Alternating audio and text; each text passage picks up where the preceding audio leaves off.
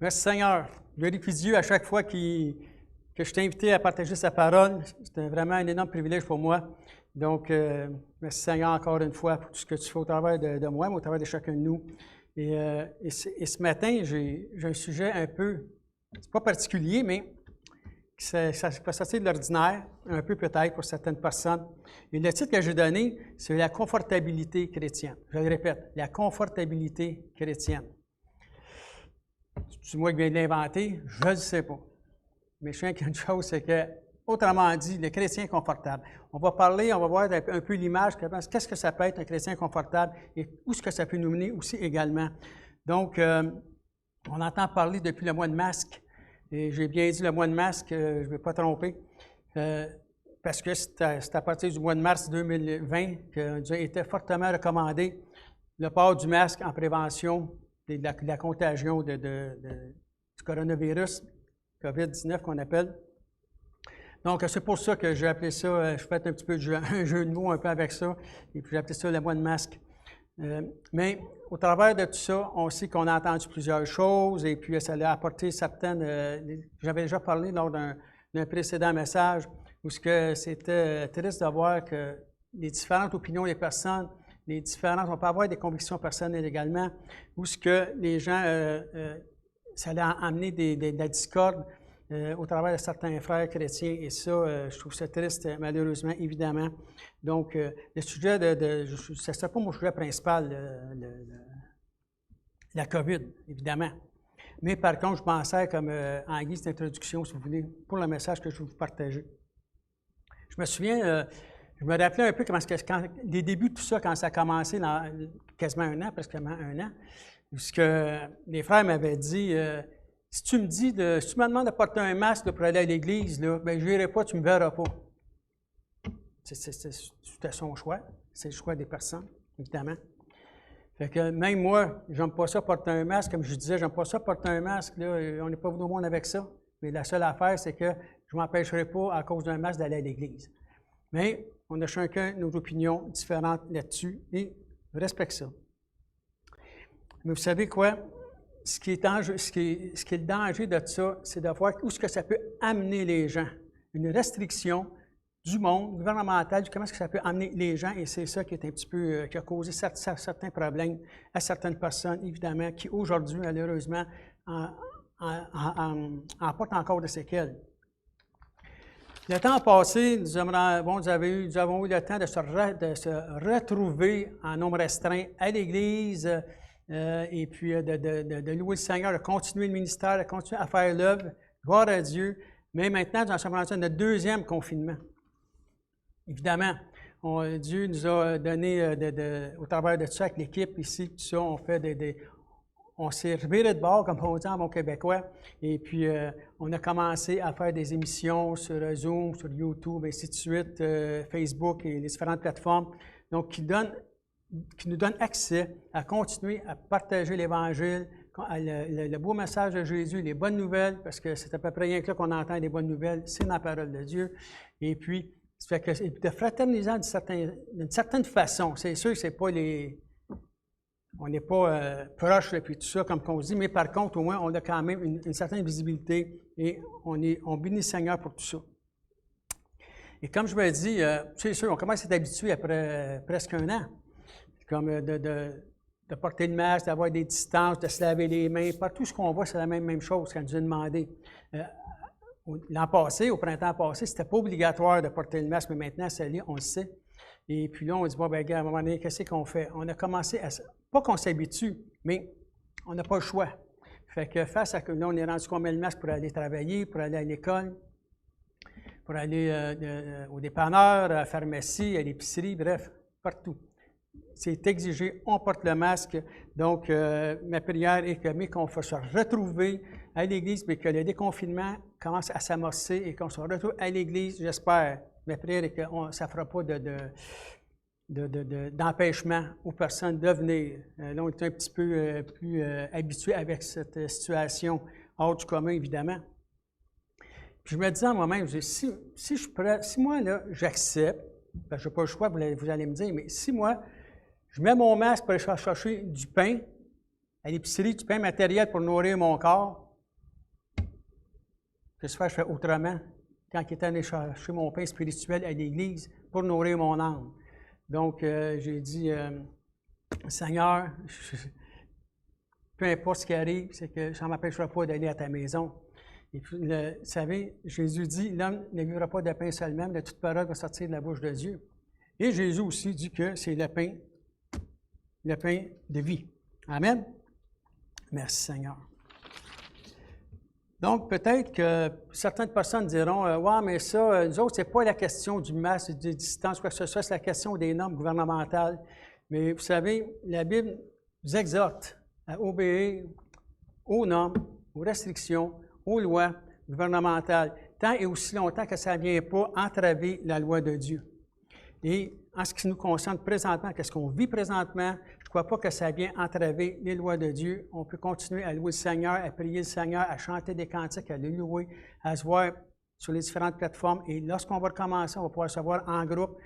On ne croit pas commencer à être 200, là, mais on va recommencer probablement progressivement. Mais je crois par la foi qu'on pourra se retrouver ensemble, continuer à faire l'œuvre de Dieu dans son Église. Amen. Donc, mon sujet principal, comme que je disais, c'est la confortabilité chrétienne. Le chrétien est confortable. Et cette exhortation, c'est plus comme une exhortation de ne pas se relâcher, de continuer, de faire un effort. Ça demande des efforts, vous savez. Puis quand tu es bien assis au chaud, tu es confortable, ça demande un effort de te lever pour revenir à l'Église quand le moment sera venu. Mais ce qui arrive, c'est qu'on doit le faire. C'est une chose qu'on doit faire. Et même, c'est pour ça que je dis, ça prend un effort et on va le faire ensemble. Amen. Merci Seigneur. Vous savez, quand il y avait des hommes qui, à un moment donné, c'était des religieux, des pharisiens, des hérodiens, du monde qui se disaient juste, et qui avaient vraiment... puis quand ils avaient vu Jésus qui marchait, on va prendre nos pièges, juste pour voir qu'est-ce qu'il va nous dire.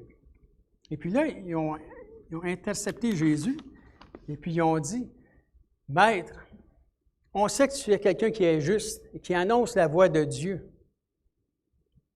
Dis-moi, vous est-il permis de payer le tribut à César, oui ou non? » Autrement dit, il voulait savoir vraiment qu'est-ce que Dieu disait de ça. Peut-être qu'il disait, regarde, César nous dit de payer le tribut. Ça vient des hommes, c'est une loi d'homme. Il dit payer le tribut. Mais dis toi qui enseignes la voix de Dieu, qu'est-ce que tu dis, toi? Est-ce qu'on doit payer le tribut à César? Et Jésus, dans sa sagesse, dit, donnez-moi un denier. Ils ont donné un denier. Puis là, il dit, de qui est cette effigie, cette inscription? Ils ont dit, bien, de César. Bien, il dit, rendez à César ce qui est à César et à Dieu ce qui est à Dieu. Fait que gloire au Seigneur, c'est ça que je dis, moi, Seigneur Dieu, s'il y a des choses, ça ne m'empêchera pas de louer le Seigneur puis d'observer la loi de Dieu dans ma vie. Amen. Gloire à Dieu. Je sais que ça fait longtemps qu'on est peut-être isolé, confiné à la maison, tu n'as pas le droit de voir tes enfants, ta famille, c'est difficile. Ça, on n'aurait jamais pensé vivre ça. Un couvre-feu en plus qui s'est ajouté. Donc, on se dit, coudonc, au tableau, ça va-tu finir à un moment donné? Mais on sait qu'on continue à suivre le Seigneur. On dit, Seigneur, je sais que tu es à l'œuvre, je sais que tu es au contrôle. Peu importe ce qui peut se passer, Seigneur, tu nous gardes dans tes voies, Seigneur, et tu nous protèges. Tu protèges notre famille, Seigneur Dieu. Et c'est pour ça qu'on est prêt à faire des efforts, Seigneur, pour se retrouver ensemble et avoir un bon temps ensemble. Récemment, parce que lorsqu'on est confiné, comme ça, durant ce temps de confinement, si on peut dire, moi, Pasteur Isaac, les anciens et tous les autres, et plusieurs membres de l'Église ici, Pasteur Fabrice, Claude, Dominique, bref, les anciens, et les leaders aussi de l'Église Maison, ce qu'on fait, c'est qu'on continue à prendre soin des brebis pareils. On les appelle, on prend des nouvelles, on s'informe, on prie ensemble, on s'encourage. Parce que c'est quand tu es isolé, toute seule, le découragement peut venir évidemment. Et puis, on ne veut pas ça. Fait qu'on s'encourage ensemble, on a un bon temps. Et puis, on se parle aussi des prédications qu'on entend sur Zoom ou les réunions qu'on a en semaine. Je téléphone à un frère, puis je demande comment est-ce que ça va, puis tout ça. Là, il me pose une question. Il dit, Richard, il dit, quand vous allez rouvrir à l'Église, là, allez-vous continuer à faire les prédications pareilles sur Facebook, YouTube, sur Internet? Ben, je dis, ah oui, probablement, oui. Yes! Il dit, parfait, ça, c'est parfait. J'aime ça de même. Je dis, ah bon? Ouais, parce qu'il dit, moi, il dit, je n'irai pas à l'Église. Je dis, ah non, non. Moi, je vais vous suivre sur Internet, sur différents réseaux. Hey, je suis assez bien chez nous, là. On les éboille, ma couverte, ma doudou, comme les jeunes disent. Hey, mon petit café, je vais dire qu'il y a une affaire, moi, là. Ça m'intéresse plus de sortir pantoute. Ah bon? Je dis, OK, c'est correct. Il dit, c'est parce que c'est pas ça que la Bible dit. La Bible nous enseigne, tu sais, de justement, tu sais, de ne pas négliger nos assemblées. Ah, je ne néglige pas. Non, moi, je suis toi avec le Seigneur, puis ça continue toujours. Je dis, ouais, mais c'est parce que là, tu négliges le corps de Christ. Quand l'Église est ouverte que tu ne viens pas, c'est les membres du corps de Christ. On a besoin de toi. On a besoin de partager, on a besoin des dons que Dieu, les talents que Dieu t'a donnés. Oh, gars, moi, là, tu sais, j'ai fait mon temps, que je laisse ça aux autres, puis moi, là, je suis bien, je suis confortable, puis fait que, suite à ça, c'est là que je me dis, OK, d'abord, lui, il est confortable. Je parle avec une autre personne un peu plus tard qui me dit, ah, on est-tu bien, hein? Pas de gaz. Il y en a même un qui m'a dit, pas de gaz, tu payes pas de gaz, tu payes pas de dîme, passe pas l'offrande, fait que tu es chez vous. Fait que j'ai dit, OK, ça va bien ton affaire. Fait que on voit qu'on a des différentes visions des choses. Là, je me rappelais quand on est dans le confort, on s'endort. Quelqu'un qui est confortable, quand tu es confortable, finalement, ouf, tu t'endors. Quand tu t'endors, tu négliges des choses. Tu rapportes des travaux que tu avais à faire, tu rapportes à plus tard. Oh, ça ne me tente pas. Moins qu'on en fait, moins qu'on va en faire. Hein. Là, tu vois, ça ne me tente pas. Puis, moi, je suis bien, je n'ai pas le goût de me lever. Pas le goût de me lever. Tu rapportes des travaux. Tu rapportes ce que Dieu t'avait appelé à faire dans ta vie pour son service, pour l'avancement de son œuvre. Tu négliges ça. Parfois, même, tu peux même jusqu'à aller négliger des personnes. Des personnes qui ont besoin de toi, qui aimeraient ça te voir, qui aiment ça prier avec toi, qui aiment savoir de tes conseils, de l'expérience que tu as. C'est ça que je dis tantôt, le message se porte surtout aux chrétiens qui ont déjà quelques années d'expérience en arrière d'eux. Et toutes ces choses. Et par la fin même, tu négliges la destinée que Dieu avait tracée pour toi. Et ça, c'est dangereux. Ça, c'est dangereux. Parce qu'on néglige et on croit à notre perte. Et ça, je vous le dis, sérieusement, c'est dangereux. L'Église d'Éphèse, Paul parle de l'Église d'Éphèse à un moment donné, bien, pas des églises, mais quand il était à Éphèse, il dit comment est-ce que l'amour l'Église d'Éphèse avait, et puis comment est-ce que, et même c'est pareil pour les autres églises, l'amour que vous aviez. Là, il se promène d'église en église et il les exhorte à ne pas se relâcher, à s'encourager, à s'efforcer de garder les liens d'unité d'esprit. Donc, vous voyez que c'est pas nouveau. Et puis, on est appelé à faire la même chose. Et l'apôtre Paul disait aux gens, « Réveille-toi, toi qui dors, et Christ s'éclairera. » Imaginez, « Réveille-toi, toi qui dors, et Christ s'éclairera. » Parce qu'on est porté à s'endormir. Et je vais juste vous partager un verset avant de continuer dans Proverbe 6. On va commencer, on va les deux versets. Je ne vous lirai pas le verset 9, mais vous le laissez lire chez vous. Mais je vais commencer au verset 10. Ça dit, « Un peu de sommeil, un peu d'assouplissement, un peu croiser les mains pour dormir, et la pauvreté te surprendra comme un rôdeur, et la disette comme un homme en armes. » Ça dit que des fois, on ne s'en rend pas compte. On s'en rend compte. Des fois, j'écoutais il y avait certains, ça me fait rire un peu des fois, par contre, mais j'écoutais, si vous avez peut-être des fois pris quelques points de presse du gouvernement, surtout au début du confinement, je me rappelle de ça. Et puis, il y avait le docteur Arruda qui parlait du virus, du coronavirus. Il disait, on ne le voit pas, mais il est là. Il est là. Et puis le confort virus, c'est la même affaire. On ne le voit pas, mais il est là. Et puis, on peut en être atteint sans s'en rendre compte. C'est progressif que ça se fait, c'est subtil. Donc, ce fameux frère me disait ça, que lui, il n'était plus, de ne pas l'attendre à l'église, qu'il était habitué à cette heure, puis qu'il allait là. Il faisait tout venir, lui. Il achetait tout sur Internet, il faisait amener ses affaires, puis tout. Fait que moi, je ne sors plus, puis j'ai tout ici pour que ce soit que je sortirais. Et j'ai la prédication, les chants, le Seigneur. Bref, c'est son choix. C'est son choix. C'est pas ce que moi, je veux choisir, par exemple. Donc, la Bible nous appelle à être prudents et de faire attention pour ne pas s'endormir, pour ne pas trop se relâcher, pas trop être confortable. C'est pour ça que je parlais tantôt et que l'apôtre Paul aussi parlait à l'Église d'Éphèse de s'efforcer. À quelques endroits dans la parole de Dieu, on parle de s'efforcer. Efforcez-vous.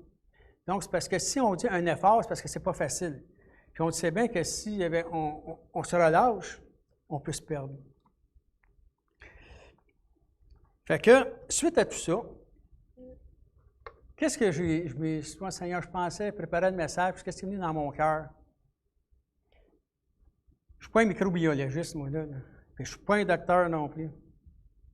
Pour me permettre de donner un nom à un virus infectieux, comme ils l'ont fait pour le coronavirus et d'autres. Mais je suis un pasteur, par exemple. Et j'ai vu, écoute, au fil des derniers mois, le confort s'était propagé un peu partout, dans les maisons, dans le cœur des chrétiens, et même dans certaines églises. Fait que j'ai dit, Seigneur, je vais donner un nom à ce virus-là. Je l'ai baptisé le confort virus. Bon, ça y est, le show est parti. Le mot de masque, puis le confort virus. Je viens d'inventer 2 mots. Ben, en tant que ministre du culte, je peux peut-être bien donner ce petit privilège-là, si on veut. Parce que c'est tellement subtil, c'est comme un virus, c'est tellement subtil, ça rentre tranquillement, puis on ne s'en rend pas compte, on commence à perdre du terrain, on commence à perdre. On dit oui, je suis avec le Seigneur, je suis toujours avec le Seigneur, je vais toujours avec le Seigneur, mais on commence à perdre des choses. On dit, bof, c'est plus comme c'était.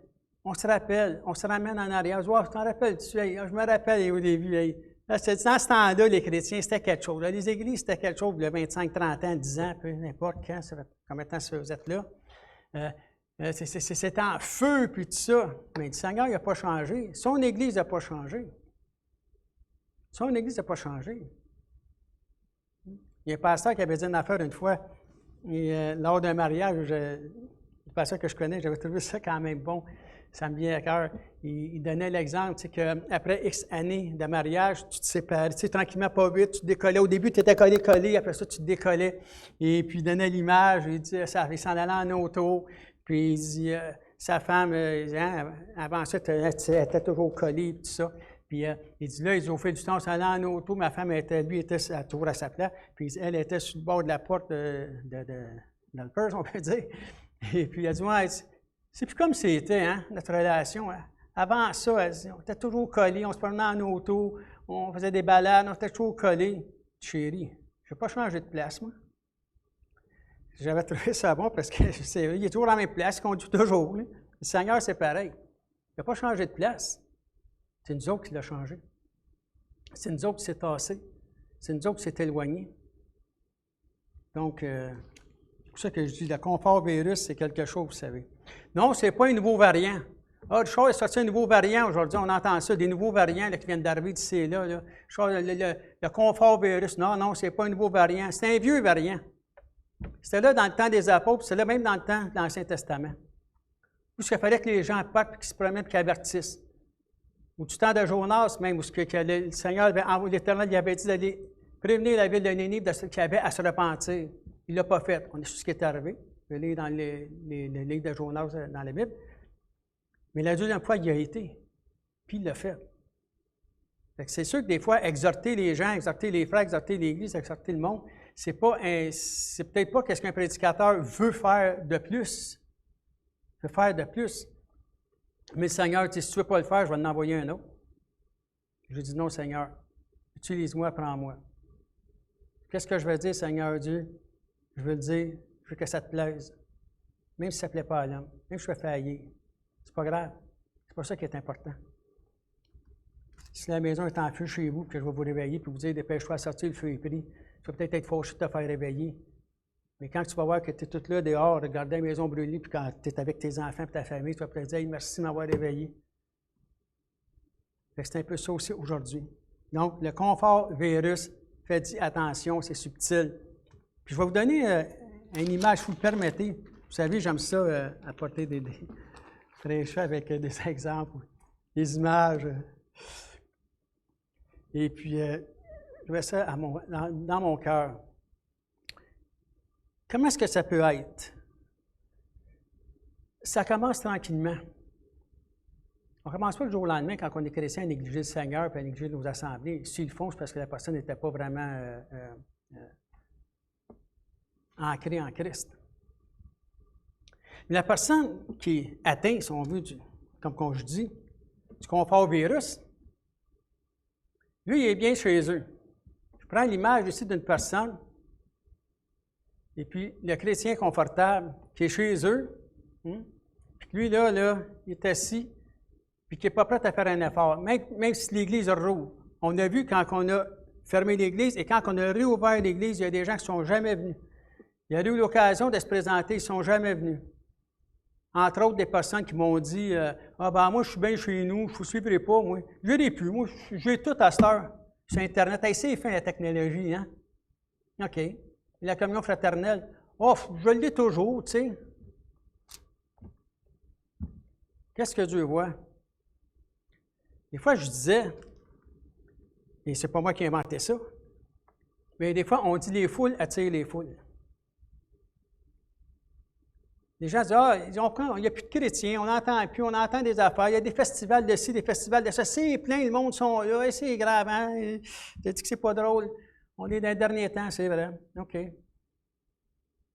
Mais au moins, fais un effort. Quand l'Église ouvre, viens-t'en, joins-toi à l'Assemblée, continue à te réjouir dans la présence du Seigneur avec tes frères et tes sœurs, au lieu de rester chez vous. Mais le chrétien confortable, c'est lui qui a le virus confort virus. Cette personne-là, lui-là, il a commencé tranquillement. Au début, c'est ça, pourquoi je ne veux pas y aller? On m'a dit de ne pas y aller. Peut-être qu'il entend des nouvelles, le point de presse, puis s'ils peuvent fermer, s'ils peuvent confiner, ils vont fermer les églises, ils vont fermer les églises. Ça donne une bonne raison pour dire, moi, je ne sais pas parce que je ne veux pas y aller, je ne vois pas parce qu'ils ont fermé. Mais le Seigneur connaît toutes choses, le Seigneur voit toutes choses. Puis, il donne le discernement à ses ouvriers aussi. La personne, il est là, il vient dans son confort, il reste à sa chaise, la prédication est là. S'il est tanné, il change de poste. S'il y a quelque chose qui dit qu'il n'aime pas ça, c'est ça que tu fais présentement, tu te lèves, tu s'en vas ailleurs. Le chrétien confortable, il est là, il est assis dans son lazy boy, avec sa couverte, dans son fauteuil avec sa couverte. Puis là, il regarde là, il dit, OK, je donne une image, là. Il regarde là, il dit, OK, je vais appeler un frère. Il appelle un frère. Ouais, salut. Qu'est-ce que tu faisais? Le frère dit, je suis en train de me préparer pour aller à l'église. Mais tu vas aller à l'église? Bien, moi, c'est rouvert, ça fait une couple de semaines déjà. Tu sais pas? Oui, je le sais, mais je veux dire, tu vas aller à l'église. Tu veux toujours aller à l'église? Regarde ça chez nous. Et moi, je suis bien ici, d'ailleurs. Je suis bien ici. À mon lazy boy avec mes doudous. Ouais. C'est une doudou chrétienne. Elle est faite avec de la laine d'agneau. Je suis bien là-dedans, oui. Ben oui, viens donc écouter ça avec nous autres à la place. Va te faire un bon café. Oui, viens donc. Hein? Attends un petit peu, là. Qu'est-ce que tu dis? Ma femme a dit qu'elle a fait un bon pain au raisin. Viens, on va se faire des toasts. Tu vas voir que, hein? Oui, viens donc. Attends, je vais en parler à ma femme. Oui, elle dit que sa femme a fait un pain au raisin. Puis oui, j'aime ça, moi, le pain au raisin. OK, on va y aller. Mais là, je t'ai souhaité voir une sœur, moi, après-midi, à l'Assemblée. Tu l'appelleras cette semaine. C'est vrai. OK. Le couple s'en va là-bas, un exemple toujours. Mange ensemble, regarde on chante, on regarde la prédication. Puis il dit, c'est bon, gloire à Dieu. Il est bon, hein? Il est bon, pasteur Isaac. Hein? Il est bon. C'est le fun, hein? Regarde, il chante-tu bien, lui, hein? Regarde Bénédicte, on est bien content de tout le monde. On est là. C'était bien le fun. La semaine prochaine, là, c'est vous autres que vous allez venir. Viendrez à la maison, on va l'écouter à la maison à la place. Ben oui, on va vous faire des crêpes. Avec du bon sirop d'érable. Le sirop à Dany, il est bon. C'est vrai qu'il est bon. OK, on va y aller. Comprenez-vous, là? Ça fait déjà une semaine, 2 semaines. Ça n'arrête pas, ça.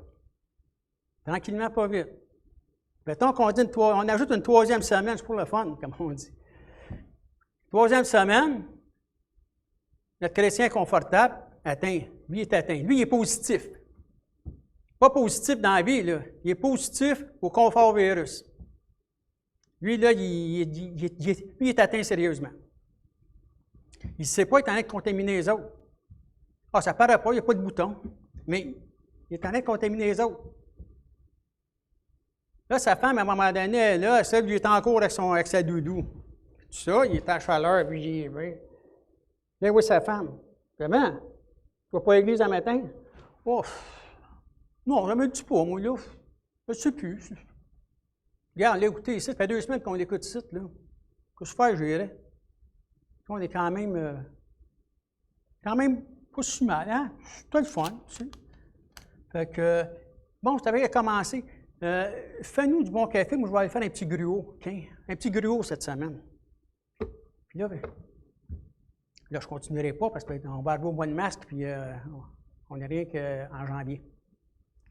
Mais je vais juste donner des exemples que je donne, comment est-ce que ça peut être. Puis ça, là, savez-vous quoi? Tu n'as pas besoin de demander la température de la madame pour savoir si elle a des symptômes. Tu le sais qu'elle en a. Sa température change. Le coronavirus, lui, vous savez, des virus, c'est comme, ça a des similitudes qu'ils disent, hein? Mais ça a des petites variantes quand même. Donc, le coronavirus, la température monte. Le confort-virus, la température descend. Spécial, ça. Fait que là, tu t'aperçois que sa température commence à descendre à la madame aussi. Puis là, finalement, ils sont bien là-dedans. Bonne situation. Qu'est-ce que c'est faire qu'on se lèverait et qu'on irait? Il commençait à déneiger le char, on est en hiver, là, puis tout ça, puis commençait à s'en aller là-bas. C'est dangereux, les routes, c'est glissant. On est-tu bien, ça? Ça, je vous dis, le confort nous endort. Jésus, les apôtres, les prophètes de l'Ancien Testament, wow, quand vous dites la parole de Dieu, ne courez pas après le confort. Ne courez pas après le confort. Il y a peut-être Lot, qui avait choisi des verts pâturages. Il avait laissé à Abraham les terres rocailleuses. Et quand vous dites la parole de Dieu, vous voyez comment est-ce que ça finit aussi. C'est ramassé avec Sodome. Donc, on peut voir ce qui s'est passé. Et ça, je vous dis, ça vaut la peine de faire des efforts. Si vous permettez, on va être dans l'Apocalypse. Yes! Il va parler de l'Apocalypse. Hey, là, c'est le temps. Oh, c'est le temps. On est dedans, hein? Oh, on est dedans. Oh, hey. Là, ça approche, notre affaire. On est dedans, là. Parfait. Il va parler de l'Apocalypse un matin. Ça, c'est quelque chose. Hey, moi, je me prépare. Bon, puis on sur la couverture. Oui. Mais je ne commencerai pas au chapitre 22. Je vais commencer au chapitre 2. Qui nous dit tout simplement ici, et on va le lire ensemble, si vous permettez, Apocalypse, 2e chapitre. Je vais commencer au verset 1, qui dit « Écrit à l'ange de l'église d'Éphèse. Voici ce que dit celui qui tient les 7 étoiles dans sa main droite, celui qui marche au milieu des 7 chandeliers d'or. Pardon. Je connais tes œuvres, ton travail, ta persévérance. Je sais que tu peux pas supporter les méchants, que tu as éprouvé ceux qui se disent apôtres et qui ne sont pas. Tu as même, tu as vu que tu l'as trouvé menteur. Que tu as de la persévérance, que tu as souffert à cause de mon nom et que tu t'es point lassé. Là, la personne qui regarde sur le tableau, il parle de moi. Là, ici, on parle, là, quand tu as accepté le Seigneur. Le Seigneur, il se rappelle de tout ce que tu as fait. Il y a des personnes qui me disent à moi, mais Richard, tableau, je n'ai assez donné. Tu le sais toi-même, tu étais là. Tu as vu comment est-ce que Dieu m'a utilisé puissamment.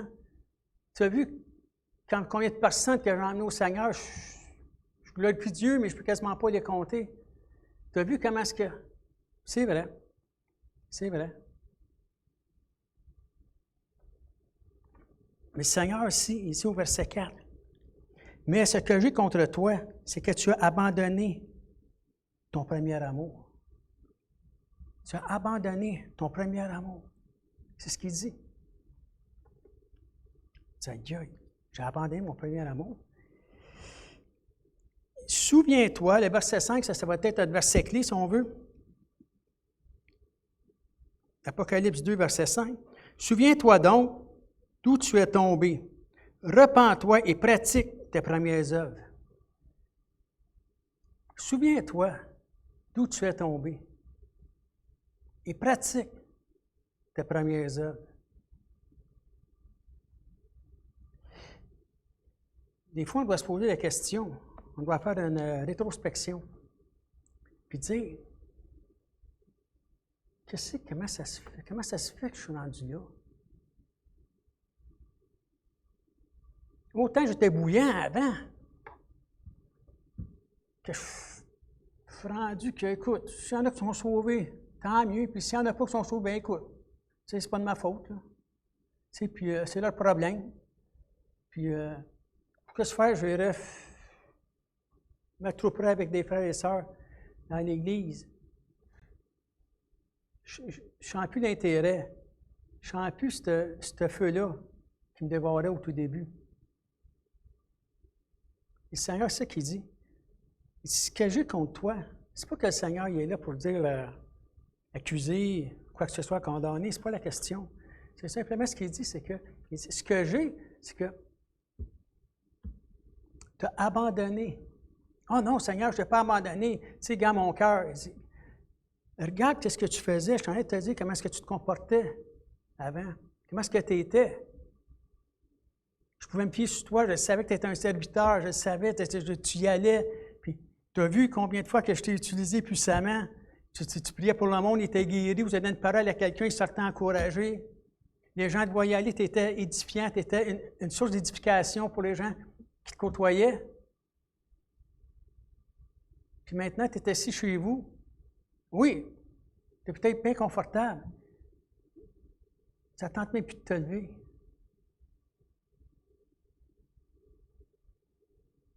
Le Seigneur arriverait, là.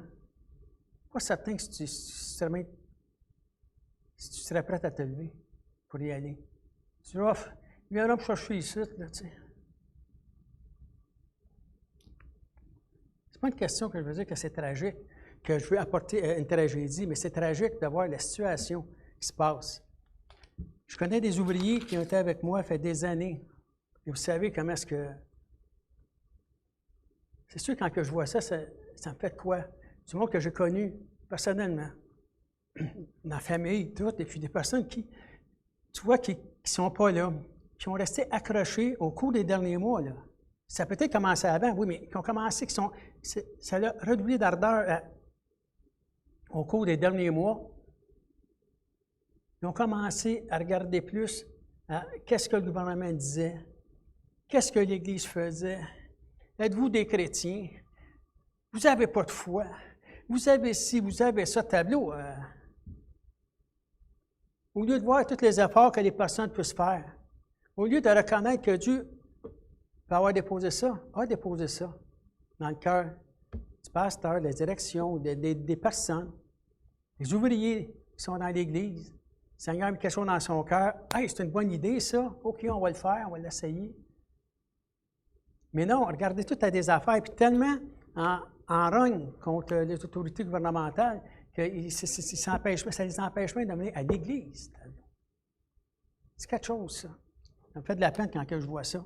Puis, tu essaies de parler avec les personnes. Regarde, on ne parlera pas de ça, on va seulement parler de la parole de Dieu. Tableau, tu t'aperçois au bout de 5 minutes que c'est encore revenu avec ça.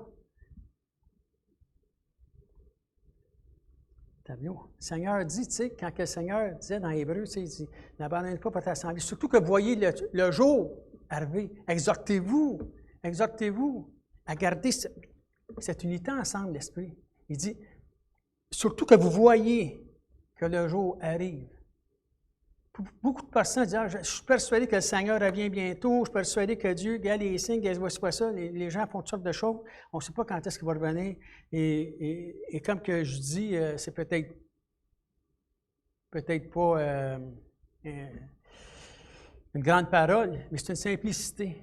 En toute simplicité, comme que je fais aux gens, mon devoir à moi et le devoir à chacun de nous, c'est d'être prêt à rencontrer Dieu. Peu importe quand il va arriver, puis comment il va arriver.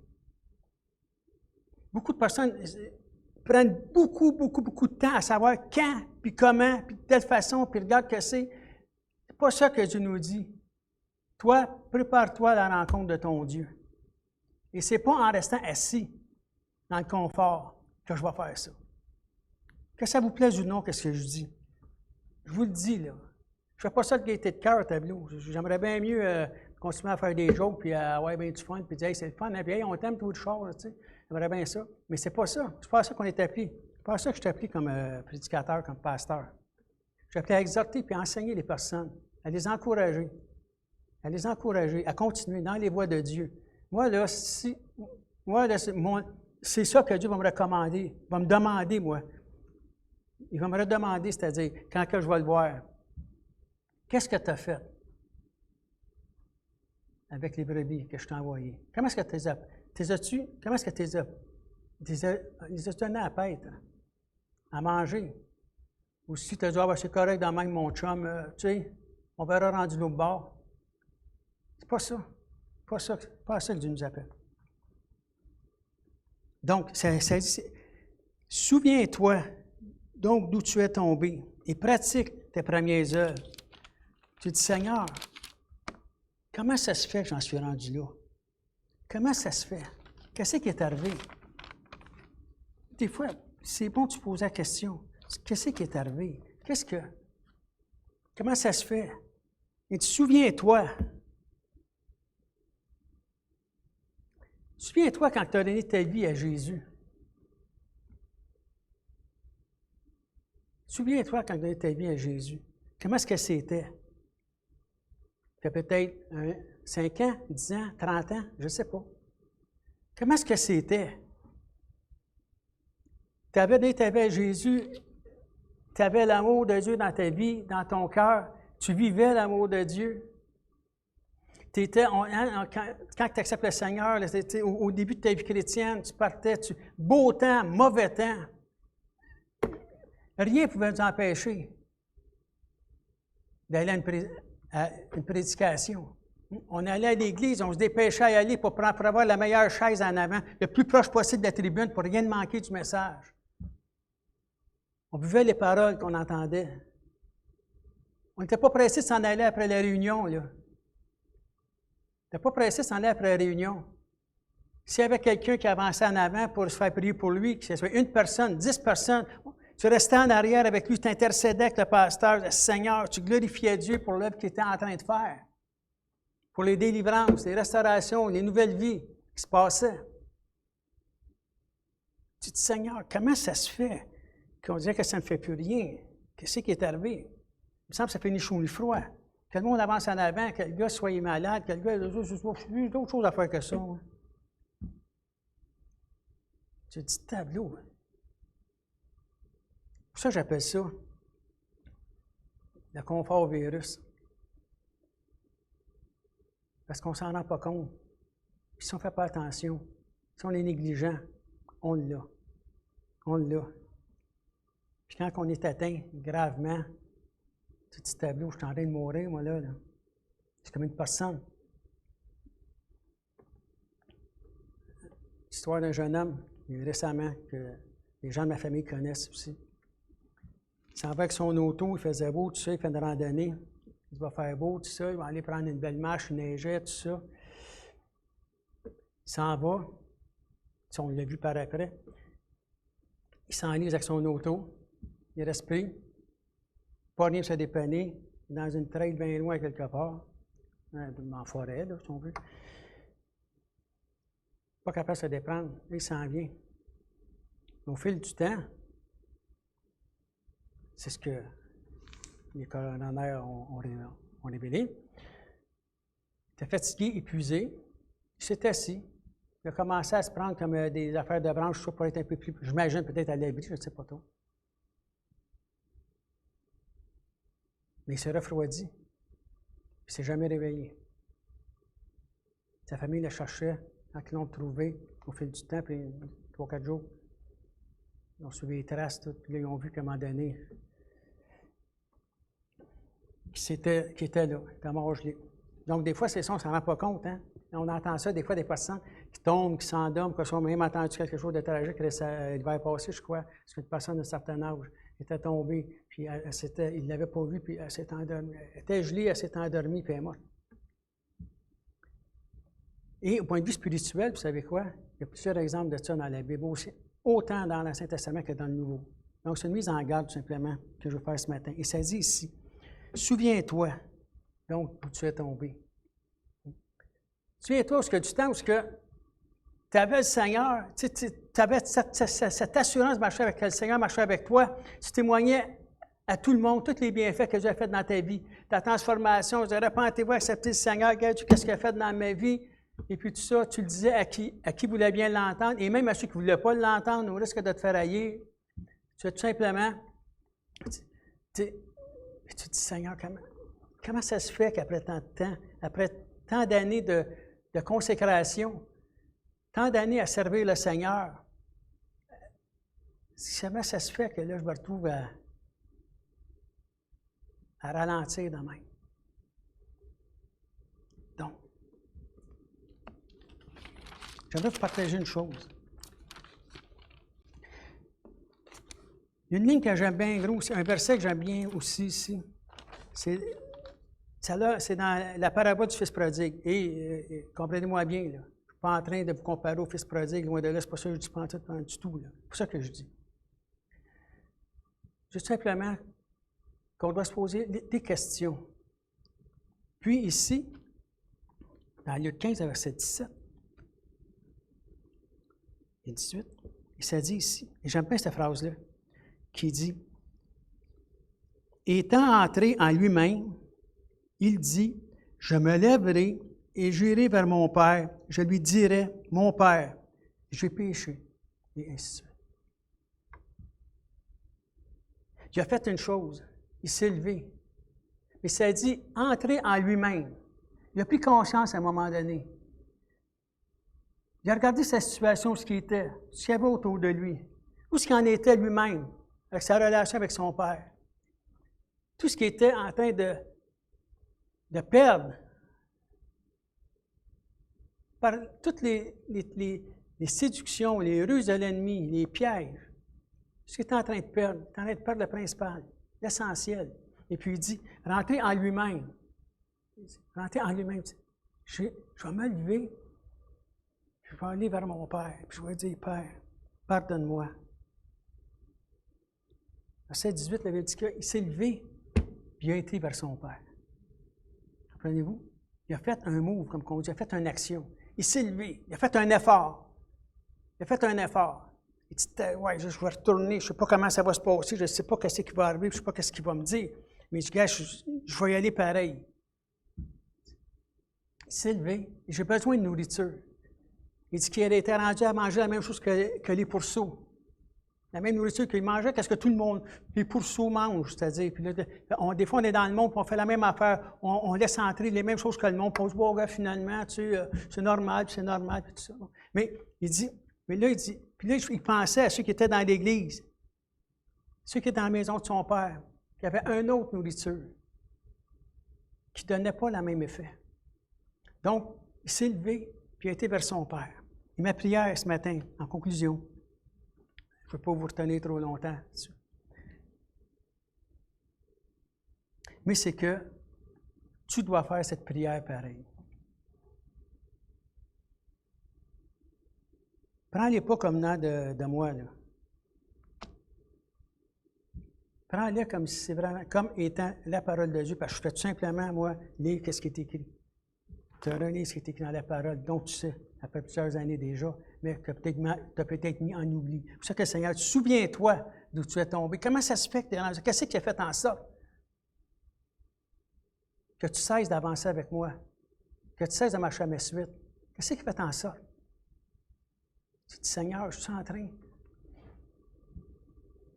J'ai-tu oublié de mettre de l'huile dans ma lampe? La lumière que j'avais qui brillait, elle brille de moins en moins. Comment est-ce que je vais faire pour guider mes enfants, mes petits-enfants, ma famille, mes proches dans tes voies? S'ils me voient confinés chez nous volontairement. Elle dit, ah, ben, je suis bien ici, moi, je suis confortable. Mais les autres sont là, ils vont faire quoi? Quel modèle qu'ils vont avoir pour y aller? C'est déjà pas facile dans ce monde, d'emmener nos enfants au Seigneur. C'est très difficile. Mais comment est-ce que je vais faire si moi, déjà là, je ne me lève pas? Vas-tu être tenté de se lever, eux autres? Et c'est pour ça que je dis, ce matin, fais cette prière-là. Tu peux faire la même prière avec Jésus. Tu y vas. Au nom de Jésus, tu vas en prière. Tu prends les mêmes paroles. Tu prends le verset, je te l'ai dit tout à l'heure, Luc 15, 17. Tu dis, entrer en lui-même. Et ça dit maintenant, tu te lèves et tu vas vers ton Père. Puis tu dis, mon Père, pardonne ma négligence. Seigneur, aide-moi, Seigneur Dieu. Moi-même, je ne comprends pas comment ça se fait. Je me laisse aller jusque-là. À m'éloigner de toi. Seigneur, guéris-moi, sauve-moi. On n'a pas besoin d'attendre après un vaccin. Quand tu es attaqué spirituellement comme ça, tu vas à ton Père céleste. Tu fais la même chose que lui. Tu te lèves, puis tu dis, Seigneur, mon papa, mon Père, aujourd'hui, je te demande pardon, Seigneur, d'avoir négligé, de m'avoir éloigné de toi, Seigneur. Je veux me reconsacrer à toi. Dites-lui, je veux me reconsacrer à toi. Aujourd'hui, prenez le temps de le faire, je vous le dis. Je veux me reconsacrer à toi. Seigneur, redonne-moi la joie de ton salut. Seigneur, lorsque je t'ai accepté, lorsque par le sang de Jésus-Christ de Nazareth, ton Fils, j'ai été lavé de mes péchés, de mon passé, de ma vie. Seigneur, tu m'as, Seigneur, délivré de tant de choses, Seigneur Dieu. Tu m'as même utilisé puissamment pour l'avancement de ton œuvre, Seigneur. Et qu'après un temps, Seigneur, comme le Fils prodigue disait, je ne suis pas digne. Mais la Bible dit que le Père, aussitôt qu'il a vu son enfant venir, il n'avait même pas fini sa phrase, qu'il le prenait déjà dans ses bras. Et c'est ce que Jésus fait avec vous. C'est ce qu'il va faire avec vous. Je vous le garantis. Je vous le garantis. C'est la Bible qui le garantit. C'est l'assurance, la ferme assurance. Ce matin, ma prière, c'est ça. Peu importe qui tu es, qui est là. Tu viens à l'église ici, à l'église ailleurs, ça fait longtemps que tu n'y as pas été. Je te le dis, retourne dans ton assemblée. Aussitôt que ça sera ouvert. Mais d'ici là, contacte ton pasteur. Contacte les anciens de l'Église. Parle avec eux. Fais-en en toute simplicité. Rappelle-toi que Jésus il est humble. C'est simple. Tout simplement. Ici, il dit, gars, souviens-toi, Apocalypse 2,5, souviens-toi d'où tu es tombé. Repends-toi. Recommence, repends-toi. Détourne-toi de ce que tu es rendu là. Et pratique tes premières œuvres. Recommence comme que tu es. Recommence à être actif dans le Seigneur. Recommence à être Seigneur aujourd'hui, là. Je vais recommencer à prier. Je vais recommencer à lire ma parole. Je vais recommencer à témoigner. Oui, mais les gens vont dire, gars, ça fait 1 an, toi, là, que tu es assis dans ton fauteuil. Tu sais, là, viens pas nous faire la morale. Si on regarde ça en arrière de nous autres, on ne s'occupe pas de ça. C'est passé. Mais, Seigneur, aujourd'hui, je vais recommencer à faire ça parce que je veux me reconsacrer à toi. Seigneur, merci d'avoir parlé à mon cœur, Seigneur Dieu. Je sais qu'est-ce que tu veux, que je sois prêt à te rencontrer, Seigneur.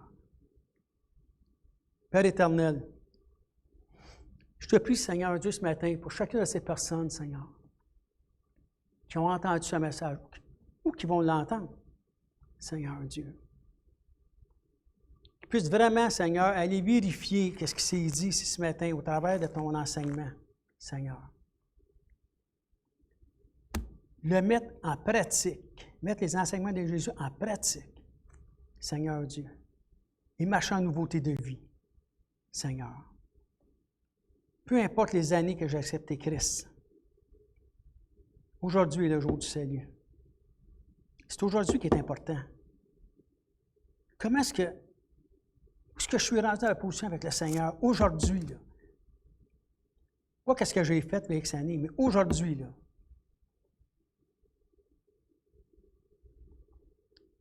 Père Saint, dans le précieux nom de Jésus-Christ, ton Fils. Merci encore une fois, Seigneur Dieu. Continue cette œuvre dans nos cœurs, Seigneur Dieu. Seigneur, qu'on puisse vraiment regarder, Seigneur Dieu, ce qui est important. Et l'important, Seigneur, c'est d'avoir cette ferme assurance qu'on est avec toi, Seigneur Dieu. Père, je prie maintenant, Seigneur, que chacune de ces personnes, Seigneur, reçoive ta bénédiction au nom puissant de Jésus-Christ de Nazareth. Seigneur, révèle-toi à chacun d'eux, Seigneur Dieu. Ceux qui sont faibles, ceux qui sont forts, Seigneur, tu n'oublies personne, Seigneur Dieu. Garde-nous, Seigneur, dans ta paix, dans ta joie, dans ton amour, Seigneur. Que nous soyons, Seigneur Dieu, ces personnes, Seigneur Dieu, qui relient, qui travaillent à garder les liens, tisser serrés, comme qu'on dit, Seigneur Dieu, dans ton Église, Seigneur. On veut, Seigneur, un témoignage pour ta gloire, Seigneur Dieu. Père Saint, à toi soit la gloire dans le précieux nom de Jésus. Amen et Amen. Que Dieu vous bénisse. À la prochaine. Amen. Merci, Seigneur.